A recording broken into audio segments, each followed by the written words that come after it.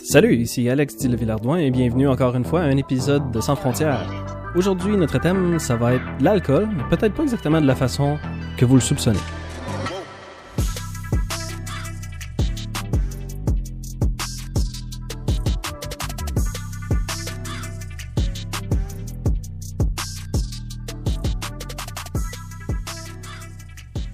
Et ben voilà, aujourd'hui on a un épisode sur l'alcool, peut-être pas de la façon que vous le soupçonnez. Ce que je veux dire par là, c'est que cet épisode-là a pris 2-3 formes avant de se retrouver en version complète comme je vais le présenter aujourd'hui. Mais ma première mise en contexte, quand même, aujourd'hui on va parler de l'alcool. S'il y a des mineurs qui écoutent, ça me dérangera pas pantoute, mais il faut quand même se rappeler qu'il y a un âge pour pouvoir boire, premièrement. Deuxièmement aussi, je veux quand même faire l'avertissement que s'il y en a qui m'écoutent puis qui soupçonnent, qui ont peut-être un problème de consommation, vous avez le site web des Alcooliques Anonymes, aa.org. Je vais vous laisser les numéros de téléphone aussi. Il y a un numéro qui est pour la région montréalaise, si je ne me trompe pas, ou la région de Québec, puis un numéro qui est pour toute autre région. Donc voici les deux numéros, 418-529-2351 ou encore le 418-529-0015 pour rejoindre les Alcooliques Anonymes. Si vous croyez que vous avez besoin d'aide, si vous vous posez la question, si vous avez un problème, peut-être que vous en avez un, il y a des ressources qui sont là pour vous aider. Je crois en vous. Bon, fait que la façon que ça va fonctionner pour aujourd'hui, on va y aller un peu par pays. Quand je dis que ça a pris 2-3 formes, mes idées, avant d'être formulées vraiment en un épisode, c'est qu'au début, je me suis dit, je devrais juste parler des sortes d'alcool que j'ai goûté pendant que j'étais en voyage. Ça, c'est une façon de le présenter. Mais en essayant de chercher un petit peu, de fouiller un tout petit peu pour trouver de l'information sur quels sont exactement ces alcools-là, comment ils sont faits, comment ils sont distribués, par exemple, là, je me suis mis à m'intéresser un peu plus à ce qui était, on va dire, le côté légal de la chose. Parce que dans tous les endroits où je suis allé, c'est des endroits où j'étais déjà considéré comme majeur. Donc la consommation d'alcool était autorisée. Je me suis pas posé de questions, je me suis pas trop acharné sur cette perspective-là. Mais en cherchant un peu plus, oui, j'ai découvert un peu certains alcools, comment ils sont fabriqués, c'est quoi leur origine. Il y en a qui sont beaucoup plus vieux en termes de recettes que je pensais. Mais également, ce qui était intéressant à comprendre, c'est que les lois qui régissent l'alcool et sa consommation, ils varient beaucoup plus que je pensais d'un pays à l'autre. On a un survol de plusieurs pays aujourd'hui quand même. J'ai sélectionné le Japon, la Belgique. Je vais parler peut-être un tout petit peu de la Colombie-Britannique aussi. Il va y avoir la Malte, il va y avoir la Suède également. C'est tous des endroits que je suis allé visiter, certains même plus qu'une fois. Japon 2 fois, Belgique 3 fois, BC, j'ai habité là pendant un bout. Donc, Suède aussi, j'ai déjà habité là. Mais j'ai sélectionné ceux-là parce qu'ils ont tellement des différences que ça va donner une meilleure vision d'ensemble un peu sur la planète, peut-être pas sur la planète entière, mais en tout cas à plusieurs endroits dans le monde, comment on régit l'utilisation, la consommation de l'alcool. On commence avec le Japon. Premier fait divers, l'âge de la majorité, ou bien l'âge pour consommer de l'alcool, en tout cas c'est 20 ans au Japon. Bon, je suis allé en voyage là il y a pas longtemps, je peux confirmer que l'âge c'est toujours 20 ans, il est même écrit sur les bouteilles d'alcool. C'est complètement accepté de boire en public, ça c'est une des premières choses qui n'est pas acceptée partout dans le monde. Généralement, dans toutes les provinces du Canada, c'est pas vraiment autorisé de boire de l'alcool en public. Si vous êtes sur une terrasse et considéré comme faisant partie du restaurant, ça passe. Mais autrement, quelqu'un qui boit une bière sur la rue ou bien qui est juste assis dans un parc à boire, je sais pas à quel point c'est légal, mais c'est certainement pas vu comme une affaire ordinaire. Au Japon, l'alcool est disponible dans des dépanneurs, dans des épiceries. C'est disponible 24 heures par jour, 7 jours sur 7. Il y a une chose que j'ai trouvée particulièrement intéressante au Japon, c'est qu'on confirme notre âge avec un bouton sur l'écran tactile à la caisse. Il n'est pas question de montrer des preuves d'identité, c'est simplement de confirmer avec notre doigt en cliquant « Oui, je suis majeur ». C'est la seule partie. C'est comme ça qu'on fait l'accord pour dire « OK, le check a été fait. Donc, si toi, tu as fait une fausse déclaration, c'est contre toi qu'on peut revenir, mais ça dégage la personne qui t'en vend de toute responsabilité. » L'alcool au volant est complètement interdit au Japon, même à vélo. Donc, c'est pas une question de 0.05 ou quoi que ce soit, c'est juste tolérance zéro. Si vous êtes conducteur de quoi que ce soit, donc autant d'un auto que d'un vélo. Mais la différence, c'est que les passagers ils peuvent en boire autant qu'ils veulent, c'est pas un problème. Si on va dans une autre direction un petit peu, si vous pensez à l'alcool puis le Japon, vous allez sûrement penser au saké. Le saké, c'est quelque chose qui est extrêmement varié là, quand on se met à creuser là-dedans. C'est une des raisons pourquoi cet épisode-là est rendu un petit peu plus tard. Ça faisait longtemps que j'avais l'idée, mais il y a tellement de recherches, puis plus tu essayes de rechercher, plus il y a de la diversité. Fait que ça devient un peu compliqué d'essayer d'assembler quelque chose. Anyway, le saké, ça a plusieurs catégories. On en a que c'est simplement de la fermentation en utilisant juste du riz. Là. Le saké, c'est un alcool de riz. Mais il y a certaines recettes aussi où il va y avoir de l'alcool ajouté, puis ils ont des noms différents qui indiquent vraiment ça, c'est une forme plus pure, on va dire, qui a été faite avec la fermentation du riz. Puis celle-là, c'est une forme où peut-être le pourcentage a été ajusté parce qu'il y a un alcool plus pur qui a été ajouté. Pour le saké, il y a plusieurs qualités différentes dépendamment de la variété de riz que tu utilises, le genre de traitement que tu fais au riz aussi, fait que je rentrerai pas dans les détails de ça parce qu'on a beaucoup d'autres places à couvrir aujourd'hui, mais sachez que ça existe. Donc c'est pas juste acheter une bouteille de saké, c'est pas juste une question de marque, mais c'est beaucoup les traitements qui ont été faits, si ça a été vieilli, s'il y a de l'alcool ajouté ou si c'est simplement l'alcool qui a été produit par la fermentation du riz. On a une autre catégorie qui s'appelle Nigori Sake aussi, qui est un saké qui est opaque, donc qui n'a pas été filtré, un peu comme certaines bières qui sont pas filtrées, ou des bières avec de la ligne, donc qui ont un certain sédiment. Dans le cas du Nigori Sake, d'habitude, c'est quelque chose un peu comme une bière blanche, on va dire, qu'on peut juste le brasser, puis ça fait partie du drink comme tel, c'est pas comme si c'était une partie indésirable de la boisson. On a aussi une autre affaire qui s'appelle Amazake, qui voudrait dire un saké plus sucré. Il peut être consommé chaud, c'est particulièrement agréable durant les mois froids, donc nécessairement dans le nord du Japon, c'est un petit peu plus commun, où les hivers sont un petit peu plus rudes. C'est une boisson qui est appréciée. Ça a un goût un petit peu plus sucré aussi, puis son pourcentage a tendance à être un petit peu plus bas, autour de 8%. Il y a certains sakés qui peuvent atteindre facilement 12-13%. Donc Amazake, c'est un peu plus, ça aussi, ça a tendance à être opaque. On va dire que c'est quelque chose qui est... C'est comme si c'était un saké, mais qui était beaucoup moins fermenté. Donc il y avait beaucoup plus de saveur en dehors de juste le goût de l'alcool de riz. Puis on le retrouve régulièrement durant le temps des fêtes ou dans les temps de célébration du Amazake. Dernière partie sur l'alcool que je voudrais parler par rapport au Japon, c'est mon plus grand amour, on va dire. C'est une de mes boissons préférées, ça s'appelle umeshu. Ce que c'est, en fait, c'est une genre de liqueur de prune, on pourrait dire, de prune qui pousse au Japon. Ça fait très très longtemps que c'est fabriqué au Japon, c'est une très vieille recette. Et principalement, c'est juste se servir du goût plus sucré puis de l'arôme de la prune pour pouvoir aromatiser un saké ou un alcool qui est un peu plus dénaturé. On va dire qu'il goûte pas grand-chose. Un alcool tout court ordinaire, on va dire, qui est fait au Japon, on va appeler ça shochu ou bien nihonshu.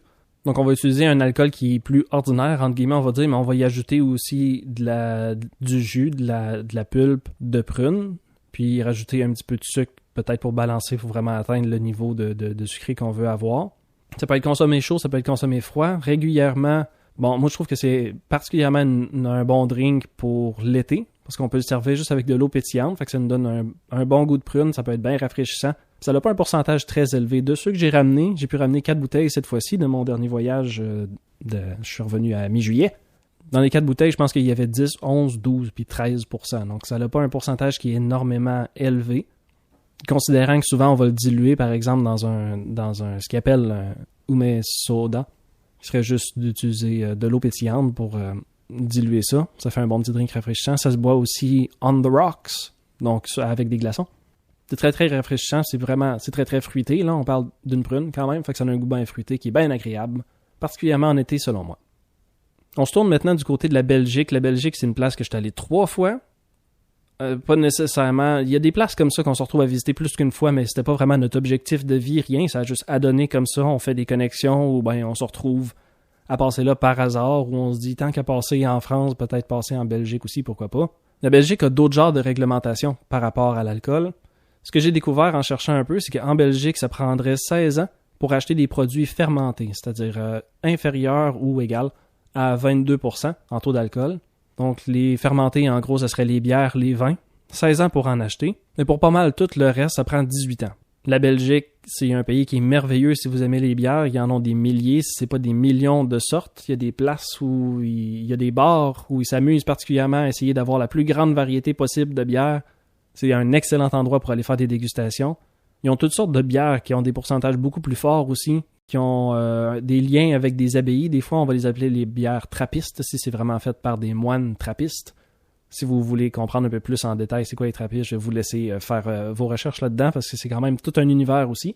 Mais souvenez-vous surtout que s'il est écrit trappiste sur une bière, il y a des fortes chances que ce soit un pourcentage plus élevé, fait que ça va vous rentrer dedans pas mal. Je sais pas exactement c'est quoi la science d'une bière à 9% qui te rentre dedans à ce point-là, mais vous avez été avertis. La deuxième fois que je me suis retrouvé en Belgique, c'était pour un stage en archéologie. Il y a 2 choses que j'ai besoin de dire à propos du stage d'archéologie. La première, c'est à un moment donné, je parlais de la région où j'ai grandi, là, l'Abitibi-Témiscamingue. Je parlais d'une place qui était pas trop loin de ce que je suis né, qui s'appelle Val-d'Or. Puis là, il y a un des Belges qui m'avait dit « Ah, c'est drôle, hein, parce qu'ici en Belgique, il y a une bière qui est fabriquée dans une ville qui s'appelle Orval. Puis quand on y pense, Orval, puis Val-d'Or, c'est exactement le même nom dans le fond. Il y en a juste un qui sonne beaucoup plus archaïque que l'autre. Voilà un petit fait intéressant qui changera probablement absolument rien dans votre vie, mais de rien. Donc non seulement il y a des sortes de bières qui sont fabriquées en Belgique qui sont vraiment phénoménales, sans mentionner la diversité, il y a aussi une sorte de bière, on pourrait dire, qui s'appelle une crique, K-R-I-E-K, qui est faite avec des griottes, une sorte de cerise, des petites cerises qui sont très très surettes. Donc pour ceux et celles qui sont un peu moins habitués au goût de la bière, vous pouvez essayer une crique, ça va avoir un goût... il y en existe qui sont vraiment faites avec des griottes, ça c'est la recette originelle. Mais si vous voulez, il y a de la diversité quand même par rapport à... Il y en a que c'est des bières qui vont avoir de la pomme dedans, ou bien des framboises, ou bien de la fraise. Il y a vraiment une grosse diversité. Mais j'ai une deuxième chose à mentionner aussi par rapport au stage en archéologie. Donc la deuxième fois que je suis allé là en Belgique, c'est un stage que je vais faire. On va travailler dans une caverne, on va faire de l'excavation, c'est ça, de l'excavation archéologique sur un site qui a été fréquenté par le Néandertal. Donc moi, je me retrouve là avec l'équipe canadienne. Dans le fond, on est 4 personnes. Il y a juste moi qui est bilingue dans le sens de français-anglais. Là, on arrive en Belgique, fait que je tombe rapidement avec un rôle qui est un peu le rôle de l'interprète. Je fais beaucoup la connexion entre les Britanniques et les Canadiens, puis de l'autre côté, les Belges qui sont principalement francophones. Je dis beaucoup principalement dans cet épisode-là. Donc là, le fait de pouvoir communiquer facilement avec le côté belge puis le côté anglophone aussi, ça a fait que ben là, je me retrouve un peu à faire le party avec les deux. Puis j'étais jeune à cette époque, j'étais dans le début vingtaine, fait que non seulement j'étais majeur, mais les petits Belges qui étaient là aussi, les autres, ils venaient d'être majeurs, ça faisait vraiment pas longtemps. Donc ils pouvaient consommer autant qu'ils voulaient, puis ils en profitaient beaucoup. Puis ben c'est ça, hein, quand on est à l'étranger, quand on est jeune, des fois on fait un peu moins attention, fait que c'est arrivé une couple de fois que j'ai eu des veillées qui duraient pas mal tard puis qui étaient que je buvais beaucoup trop. J'en suis pas vraiment fier, mais je peux quand même garder un drôle de souvenir du fait que tu finis de boire avec les anglophones, puis tu décides d'aller prendre un break aux salles de bain, puis en chemin, tu croises d'autres Belges qui sont encore en train de faire le party, puis tu sais parler avec eux autres parce que tu parles français aussi, fait que là, ils t'intègrent dans leur party, fait que finalement, ça fait toute qu'une soirée. Donc c'est ça, je voulais quand même le mentionner, j'ai trouvé ça quand même drôle. Essayez d'être raisonnable quand même, mais vous voyez que n'importe qui peut être victime d'un peu d'excès une fois de temps en temps. Mais faites attention, hein, je vous le dis souvent.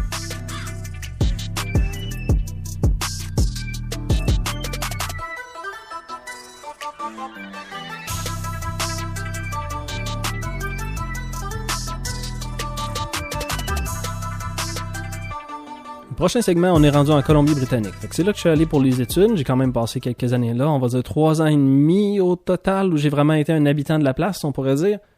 L'âge de la majorité là-bas, l'âge pour acheter de l'alcool et le consommer, c'est 19 ans. Une chose que j'avais trouvé vraiment intéressante là-bas, c'est qu'on est pratiquement toujours carté. Je sais qu'il y a des fois au Québec, ça devient un peu insultant, surtout quand on vient juste de pogner 18 ans. On espère ne pas se faire carter. On essaye de passer le plus vieux possible. Il y en a qui utilisent cette technique-là pour acheter de l'alcool ou bien du tabac même avant qu'il y ait exactement l'âge légal. Dans le cas du BC, ce que j'avais trouvé vraiment le fun, c'est l'idée que il faut que tu prépares ta carte de crédit pareil pour faire ton paiement. C'est pas vraiment plus d'effort de sortir ton permis de conduire pour être capable de fournir une preuve de ton âge. Puis c'est vraiment le fait que c'est demandé à tout le monde tout le temps. Ça réduit beaucoup l'espèce de pression de vérifier est-ce que tu es majeur ou bien de se fier juste sur notre impression en tant que caissier. C'est une grosse responsabilité à prendre quand il est question de vendre de l'alcool, possiblement à un mineur. Personnellement, je trouve que se fier sur une preuve vraiment fiable, c'est beaucoup plus facile que juste selon notre jugement. Donc, un fait qui est intéressant à propos de la Colombie-Britannique que j'ai pu lire, c'est que la province a le plus haut taux d'hospitalisation lié à l'alcool dans tout le Canada. Donc, c'est quand même une province qui a besoin de watcher vraiment comment ça se passe la consommation d'alcool sur son territoire. Ce qui est une des raisons pourquoi, un peu comme au Québec, c'est difficile de trouver de l'alcool en dehors de sociétés spécialisées dans la vente de ça. Donc, d'habitude, ça s'appelle BC Liquor, qui est un peu l'équivalent ou l'homologue, on va dire, de la SAQ au Québec. Il y a certains endroits, certaines épiceries, certains dépanneurs où ils vont offrir du vin. Mais à ce que j'ai lu, c'est principalement un accord que le gouvernement fédéral a passé avec certains autres endroits pour que ça soit très, très disponible, ces vins-là. C'est pas vraiment une question de gouvernement provincial qui a décidé que du vin serait disponible dans des épiceries, dans des dépanneurs. Donc, c'est BC Liquor, bien évidemment, c'est une société, ils ont des heures d'ouverture. Je sais pas s'ils sont encore ouverts les fins de semaine, ça doit dépendre des places aussi. Mais il y a vraiment une grosse gestion qui a rapport à ça. Donc, tu es toujours carté, puis il faut que tu ailles acheter ton alcool dans un endroit spécifique. C'est à peu près, j'ai pas d'anecdote particulière à raconter à propos du BC, là. C'est juste, ça m'est arrivé plusieurs fois de vouloir acheter de l'alcool, mais si c'est pas dans les heures d'ouverture, ben, tu te retrouves devant une porte fermée, puis tu te dis, bon, ben, on va falloir trouver un autre moment pour en acheter. C'est pas plus grave que ça. Des fois, j'essayais de combiner ça avec des voyages à l'épicerie. Moi, à Nanaimo, où j'habitais, il y avait un BC Liquor qui était dans le même genre de centre d'achat, on va dire, que l'épicerie où j'allais assez régulièrement. Donc, c'était facile d'aller à un, ensuite d'aller à l'autre, de ramener tout ça chez nous. Puis c'est dans les mêmes genres d'heures d'ouverture. Faut juste changer un peu la façon qu'on fait notre magasinage. Puis des fois, ça nous force à organiser un petit peu plus nos prochaines vacances ou notre prochaine fin de semaine. Fait que j'aime bien cette idée-là quand même, mais principalement, ce que je voulais dire, c'était l'idée que ça soit toujours écarté, ça enlève beaucoup du stress. Puis ça rend quelque chose qui est vraiment très, très uniforme, qui est assez solide quand il est question de vendre de l'alcool vraiment à des personnes qui sont en âge de boire. Je vais mentionner juste un petit segment à propos de certaines boissons, là. Il y en a plusieurs qui se ressemblent vraiment. L'ouzo, le raki, ou bien le arak, le pastis sambuca, ils sont un peu tous dans la même catégorie. Si vous avez déjà goûté à un de ceux-là, vous allez savoir que c'est une boisson, il y a un taux d'alcool quand même assez élevé, là, on peut dire en moyenne peut-être 40%. Mais ce qu'ils ont en commun surtout, c'est qu'ils ont tous un goût de fenouil ou de réglisse noire ou d'anis, on pourrait dire. Parce qu'ils font un peu toutes partie de la même catégorie. Et de ce que j'ai lu, encore une fois, sur Internet, c'est tellement une source fiable. J'ai checké dans quelques sources différentes. C'est supposé être une boisson qui est vraiment vieille. Si c'est pas une des plus vieilles, peut-être même la vieille ex aequo avec la bière, là, qui est pas faite exactement de la même façon. Ça serait au moins une des boissons les plus vieilles, les plus historiques, on va dire, pour ce qui est d'une boisson alcoolisée là, qui est distillée. C'est un alcool de grain la plupart du temps. Il y en a qui sont faites avec des patates ou des choses comme ça, mais c'est vraiment l'idée de formuler un alcool, puis de pouvoir le concentrer, donc le distiller. Puis ensuite, on va l'aromatiser. Puis apparemment, cette saveur-là, la saveur d'anis ou de fenouil ou de fenugrec ou n'importe quoi qui goûte à peu près ce genre de saveur-là, ce serait un des arômes le plus anciens. Donc si c'est pas un alcool de grain, c'est fait avec des raisins ou avec de la pulpe de raisin, comme ce qui est souvent le cas pour l'ouzo. Sinon, c'est un peu dans la même famille que ce qu'ils appellent aussi l'aquavit ou bien l'eau de vie. Mais c'est ça, je me souviens plus de la date exacte, mais ça remonte à longtemps. Si c'est quelque chose qui vous intéresse un petit peu, si vous êtes un peu dans l'histoire ou bien dans l'archéologie comme moi, ben vous allez trouver ça intéressant que c'est une des premières saveurs qui a été sélectionnée pour donner à une boisson alcoolisée au lieu que ça soit juste de l'alcool qui goûte pas grand-chose tout seul de même. Ça fait longtemps quand même que le monde a envie de se donner un petit buzz. On passe maintenant à l'avant-dernier. Maintenant, on est en Malte. Je suis allé en Malte juste une fois. Encore une fois, j'étais majeur. J'étais en âge de boire quand je suis allé là. Fait que pendant que j'étais là, j'ai pas vraiment porté attention au genre de règles qui régissent la consommation de l'alcool. Mais c'est un autre endroit où on se pose des questions un peu à savoir qu'est-ce qui se passe? Est-ce que des mineurs ont le droit d'être en possession d'alcool? Est-ce que des mineurs ont le droit d'acheter de l'alcool? C'est le genre de règles que chaque pays a besoin de se faire, parce que clairement, dans à peu près n'importe quel pays, on va retrouver de l'alcool, donc ça va être important de contrôler un petit peu si on est un gouvernement, juste pour être sûr qu'on cause pas trop de dommages à notre société. Donc l'âge pour consommer de l'alcool en Malte, c'est 17 ans. Jusqu'en 2009, on était à 16 ans.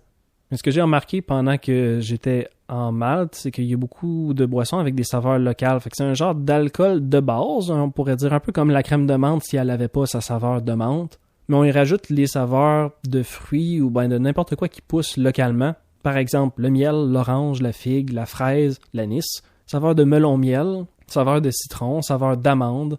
Il y a aussi la saveur de caroube. Si vous avez écouté un autre épisode à propos de la Malte, vous m'avez entendu parler de ça. C'est vraiment l'idée d'utiliser des saveurs qui sont plus locales. Il y a aussi la saveur de ce qu'on appelle prickly pear, quelque chose que j'ai goûté beaucoup pendant que j'étais en Arizona aussi. Prickly pear, je trouve que ça sonne bien parce que c'est comme une poire piquante. Je trouve que ça fait une belle image de ce que c'est parce que c'est un fruit rouge qui pousse après un cactus vert. Fait que ça a un beau contraste. Puis moi, je suis pas très friand des cactus, mais malheureusement, il y a une sorte de cactus qui donne un fruit qui goûte quand même très bon. Apparemment, en français, ça s'appellerait une figue de Barbarie. C'est pas une figue, puis ça pousse ailleurs que la Barbarie, peu importe où ça se trouve. Mais la saveur de ça, de figue de Barbarie ou de prickly pear, c'est une autre saveur là, qui se retrouve dans les alcools aussi. On peut en manger fraîche aussi, dépendamment où vous allez. Moi, en Malte, il y a beaucoup de cette variété de cactus-là qui sert à délimiter les terrains agricoles. Donc, j'en ai vu énormément, puis ça m'est arrivé souvent de voir ces fruits-là qui poussent ces fausses figues, là, ou ces fausses poires-là, parce que prickly pear, en anglais, c'est pas mieux, c'est pas des poires non plus. Mais étant donné que c'est plein de pics dessus aussi, je préfère laisser ça à un professionnel pour essayer d'apprêter ça pour que ça soit mangeable. Ça goûte bien bon, mais c'est très très rouge aussi, hein. Fait que c'est un peu comme pomme grenade ou bien d'autres affaires comme ça tache facilement, donc soyez sur vos gardes. Vous connaissez probablement la compagnie qui s'appelle Absolut, qui est une compagnie de vodka suédoise. Absolut, c'est une vodka qui est vendue à bien des endroits dans le monde, ils sont distribués vraiment, vraiment largement. Mais ce qui est drôle, c'est que dépendamment du pays que tu visites, tu te retrouves à trouver, encore une fois, des saveurs qui sont un peu plus locales. Ils essayent vraiment d'aller chercher une clientèle selon l'endroit où c'est vendu. Donc, tu sais, pendant qu'on est en Malte, il y avait saveur de citron, saveur de poire, saveur de framboise et saveur de raisin. Donc, j'avais trouvé ça intéressant parce que c'est quand même un bon indicateur de certains fruits locaux. On voit que c'est une technique de marketing en même temps. Je comprends c'est quoi leur stratégie, mais c'est un genre d'indicateur qui est pas pire parce qu'on le retrouve à bien des endroits, généralement dans des aéroports. Mais si c'est vendu ailleurs, dans des boutiques où ils vont vendre de l'alcool, si on retrouve la marque Absolut, des fois, ça nous donne une belle occasion de voir une variété qu'on n'a pas à la maison. Puis ça peut peut-être nous indiquer un peu certaines saveurs locales que le monde de la place apprécie particulièrement.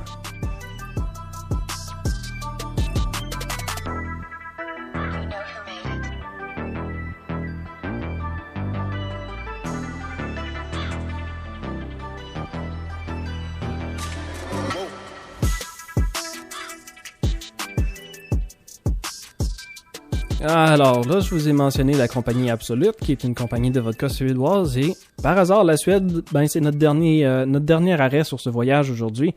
En Suède, il n'y a pas exactement d'âge pour la consommation d'alcool à la maison. C'est-à-dire que c'est les parents, c'est les tuteurs qui sont responsables, c'est eux qui vont prendre la décision de donner de l'alcool à leurs enfants, puis qui vont aussi subir les conséquences. Il y a beaucoup d'endroits comme en Suède, ce que j'ai découvert en allant là-bas, c'est qu'il y a beaucoup de règlements qui sont assez lousses parce que ça compte beaucoup sur le gros bon sens de la société en général, ou on va dire c'est à chaque individu d'avoir développé son muscle du gros bon sens pour prendre les bonnes décisions, prendre des décisions qui n'auront pas un impact négatif sur les autres personnes. Un exemple par rapport à ça, c'est quand on prenait le métro en Suède. En général, on se faisait pas contrôler nos tickets de train ou nos tickets de métro parce que généralement, l'idée, c'est si tu veux pouvoir profiter d'un système de transport public, il faut que tu payes ta part. Fait que c'est pas une question de contrôler, c'est beaucoup plus une question de responsabilité personnelle. Tu sais que s'il faut que tu utilises un système de transport, il y a un certain frais qui est associé à ça. Fait que la responsabilité est sur toi de le payer parce que c'est toi qui vas profiter de ce service-là. Donc c'est un genre de parallèle à faire un peu avec l'idée du gros bon sens que je vous disais. On le retrouve beaucoup, je l'ai retrouvé en Finlande aussi, mais la Finlande, j'ai pas vraiment vu tant de sortes d'alcool que ça. Là. On va dire j'ai quand même passé juste 3-4 jours là. On va parler quand même de 18 ans pour pouvoir consommer de l'alcool au restaurant ou dans un bar, on pourrait dire. Parce que l'idée, c'est à cet âge-là, c'est quand même la responsabilité des serveurs. Donc si vous êtes à la maison, la responsabilité des parents ou des tuteurs. Une fois que vous êtes au restaurant, vous avez 18 ans, maintenant c'est la responsabilité des serveurs en dehors de la maison par rapport à votre consommation. Donc c'est le serveur qui décide s'il vous sert de l'alcool, puis quand est-ce qu'il arrête de vous en servir aussi. Et évidemment, c'est pas de l'alcool que tu peux acheter pour ramener chez vous. Si tu es au restaurant, c'est quelqu'un d'autre qui a la responsabilité de ta consommation. Donc, si tu commandes un verre de vin ou une bouteille de vin, le serveur va dire pas de problème, tu peux le consommer ici. Mais tu pourras pas repartir avec la bouteille à moitié pleine encore, puis la ramener chez vous ou juste la boire ailleurs dans la rue. Ça, ce serait pas considéré acceptable, ce serait pas légal. Une fois qu'on pogne 20 ans, c'est là qu'on peut s'acheter à peu près n'importe quelle sorte d'alcool. Puis, un peu comme au Québec, un petit peu comme au BC, il faut aller dans une société spécialisée. Là-bas, ça s'appelle Systembolaget. Fait qu'on va dire c'est quand même analogue à la SAQ, là, la Société des alcools du Québec. Systembolaget, c'est là qu'on retrouve toutes les boissons qui peuvent avoir un pourcentage plus élevé que 3,5%. Pour les boissons qui vont avoir 3,5% d'alcool ou moins, ils vont se retrouver dans les épiceries, dans les dépanneurs, ils peuvent être achetés assez librement. N'importe quoi qui est au-dessus de 3,5%, c'est-à-dire tout le fort et une grosse majorité de tous les vins aussi. Il y a à peu près juste des petites bières légères qui vont se retrouver vraiment. Des bières puis des cidres. Les cidres étant le même pourcentage, on va dire, là, un peu comme les cidres qui sont faits en Ontario. Pas des cidres de glace comme nous on connaît plus au Québec. Là. Je parle vraiment d'un cidre qui est un jus de pomme qui a été fermenté. On se retrouve avec un pourcentage entre 3 et 6%, on va dire. Tout ça, ça se retrouve dans leur Société des alcools. Généralement, ça va prendre une pièce d'identité pour prouver qu'on a au moins 20 ans. Si on a au moins 20 ans, on n'a pas vraiment de limite à l'alcool qu'on peut acheter. C'est nous qui est responsable de notre propre consommation. J'ai deux petits drinks particuliers à vous parler à propos de la Suède. C'est comme ça qu'on va finir. Le premier, ça s'appelle Snaps. À ne pas confondre avec Schnapps, qui vient de l'Allemagne, qui n'est pas exactement la même affaire. Généralement, le Snaps, c'est un alcool fort de grain. Les alcools de grain, ce que j'ai pu comprendre vraiment, c'est que s'ils ne poussent pas vraiment de fruits à la place où on est, ou si c'est pas le genre de fruits qui peut faire des alcools, parce que, par exemple, notre climat est un petit peu trop froid, ou est un petit peu moins clément, on se retrouve à faire plus souvent, c'est plus fréquent de se retrouver avec des alcools qui sont faits avec des grains à la place. Snaps, c'est associé surtout à des fêtes durant les repas. Donc, si c'est l'anniversaire de quelqu'un, ou s'il y a des célébrations importantes comme à Noël, ou comme le jour de l'an, ou comme le Midsommar, qui est le solstice, 21 juin. C'est un alcool de célébration. Fait que c'est des mini-bouteilles qui sont fabriquées souvent de façon artisanale, on va dire. On peut en acheter du Schnapps à peu près de n'importe où. Ils ont des saveurs qui sont extrêmement variées, qui sont pas toutes bonnes d'ailleurs. Moi puis mon père, quand il était venu me visiter pendant que j'habitais en Suède, on en avait acheté. J'avais acheté une espèce de petite boîte avec 5 sortes, je pense, de Schnapps qui était supposé d'être un peu comme le kit d'exploration. Puis je dirais, il y en avait peut-être 2 sur ces 5-là qui étaient bonnes vraiment quand on y a goûté, parce que les autres, il y avait un goût de tire brûlé ou d'affaires de même, là. Donc c'est assez fou le genre de saveur qu'on peut atteindre avec ça. Évidemment, c'était pas vraiment à la saveur de pneus brûlés, là, mais c'est ça le goût que ça donnait. Donc soyez avertis quand même que préparez-vous à une surprise des fois. L'autre alcool que je voulais quand même mentionner, ça s'appelle Glögg. Je pense l'avoir mentionné déjà, c'est une préparation de vin chaud. Donc c'est particulièrement apprécié durant le temps des fêtes. Imaginez que vous êtes à Stockholm, là. Vous êtes à Gamla Stan, la vieille ville, qui est une assez petite île qui est en plein milieu de Stockholm, qui est en plein à cheval sur la rivière qu'il y a là. En plein milieu, à la place centrale ou au marché central, il y a un beau marché des fêtes, il y a de la petite neige qui tombe. Il y a une couple de places qui vendent des produits qui sont fraîchement préparés, par exemple des amandes caramélisées, encore toutes chaudes, qui peuvent vous être vendues. Puis là, vous arrivez à un kiosque où il y a un paquet de bouteilles. Puis ils font aussi chauffer le glögg. Vous pouvez vous acheter des bouteilles de ça, qui sont déjà toutes préparées, vous le ramenez chez vous, vous pouvez le faire chauffer quand vous voulez, vous buvez ça, puis vous êtes bien heureux. C'est une préparation de vin chaud. Habituellement, on va le faire avec du vin rouge, auquel on rajoute assez souvent un peu de sucre, mais on va y rajouter beaucoup de saveurs, par exemple des pelures d'orange, on va rajouter de la cardamome, de l'anis, encore une fois, de la cannelle. Fait que c'est vraiment un paquet de saveurs qui sont associées, oui, à Noël, mais qui ont aussi vraiment un effet de nous réchauffer, là, de nous tenir au chaud. C'est des belles saveurs enivrantes. Donc, c'est une préparation de glögg, mais on peut aussi acheter... Ça a le même nom, sauf qu'au lieu d'être fait avec du vin rouge, c'est fait avec une sorte de cidre, donc un alcool de pomme, qui sera pas plus élevé en taux d'alcool que le vin rouge. Puis la plupart du temps, on se retrouve avec des saveurs de cannelle, de safran. Peut-être des saveurs un petit peu plus douces, mais qui sont très chaleureuses quand même. Puis c'est ça qui est vraiment le fun. On peut en déguster sur place parce que généralement, dans des endroits publics comme ça, dans des endroits où on vend ces produits-là, il y en a de disponibles à consommation immédiate. Donc, ils peuvent vous en verser dans une petite tasse puis vous le buvez direct sur place pendant que vous vous promenez dans le petit marché de Noël à Stockholm. C'est fantastique. Mais on peut également acheter ces bouteilles-là pour pouvoir faire des stocks un petit peu puis en ramener chez nous. Moi, avec le temps, j'ai continué d'en faire du glögg, sauf que j'ai mes propres recettes. Il y a une recette que je fais pratiquement à chaque année, puis on peut en préparer à l'avance, de laisser se développer un petit peu. Par exemple, on en fait en novembre. Puis comme ça, quand ça va être le temps des fêtes, il va avoir une saveur un petit peu plus complexe qui va s'être développée. Donc il nous reste juste à le réchauffer puis à le servir aux convives. Et vous allez passer une belle soirée. C'est très réconfortant comme drink. Et c'est là-dessus qu'on va se laisser aujourd'hui. Fait que là, on a parlé non seulement de plusieurs variétés d'alcool, mais je pense que ça va vous avoir donné un petit peu plus de perspective à l'idée de comment on fait pour régir ça. Tu sais, en Belgique, ils sont allés avec fermenté versus non fermenté. En Suède, on se retrouve avec où vient la responsabilité, puis aussi le fait que si on a un climat froid, on n'a pas exactement les mêmes défis que si on vient dans un climat plus chaud, par exemple en Malte, où là, ça va être une question beaucoup plus de quelle saveur on aimerait offrir selon les fruits, selon ce qui pousse ici. Les endroits comme au BC, où c'est une question de la transaction comme telle, il y a l'idée intéressante de toujours carter le monde, ce qui fait que ça enlève la responsabilité beaucoup. Ça enlève le poids de la responsabilité, on pourrait dire, à la caissière. Puis ça enlève aussi notre stress de « je vais-tu me faire carter ou pas? Ça va être quoi les questions qu'on va me poser? Est-ce que j'ai l'air assez vieux? » Ou bien de se sentir insulté si on est vieux mais qu'on se fait carter pareil. Tout le monde se fait carter, pas de chicane. Puis des places comme au Japon où ils ont juste leurs propres règles. Hein. T'as pas le droit de boire et de prendre ton vélo parce qu'il y a quand même énormément de monde en vélo, donc ça pourrait causer des accidents, autant que ça pourrait causer des accidents si tu bois puis tu prends un auto. Mais les passagers peuvent en boire, puis ça, c'est pas un problème pantoute. Puis, quand il est question de confirmer son âge, c'est simplement une question d'appuyer sur un bouton à la caisse. That's it. Alors, ça conclut notre épisode pour aujourd'hui. Comme d'habitude, j'espère que ça vous a plu. J'ai un petit rhume, fait que peut-être que vous allez sentir que ça sonne pas exactement comme d'habitude. J'ai essayé de le faire assis aussi pour voir est-ce que ça change quelque chose. Qui sait? Si vous voulez m'envoyer vos anecdotes de voyage, si vous voulez me parler d'un alcool que vous avez déjà goûté, par exemple, envoyez-moi ça par courriel. J'ai failli donner un numéro de téléphone. Je vais vous redonner le numéro de téléphone pour les alcooliques anonymes, pourquoi pas. On a un site web aa.org ou sinon le numéro de téléphone 418-529-2351 ou bien le 418-529-0015 si vous avez besoin d'aide. Si vous voulez m'envoyer une anecdote, un commentaire, là on est rendu à ce stade-là pour vrai. Villardoin, VILLARDOIN, .balado balado@gmail.com. On se revoit une prochaine fois pour un autre épisode. D'ici là, prenez soin de vous. À la prochaine!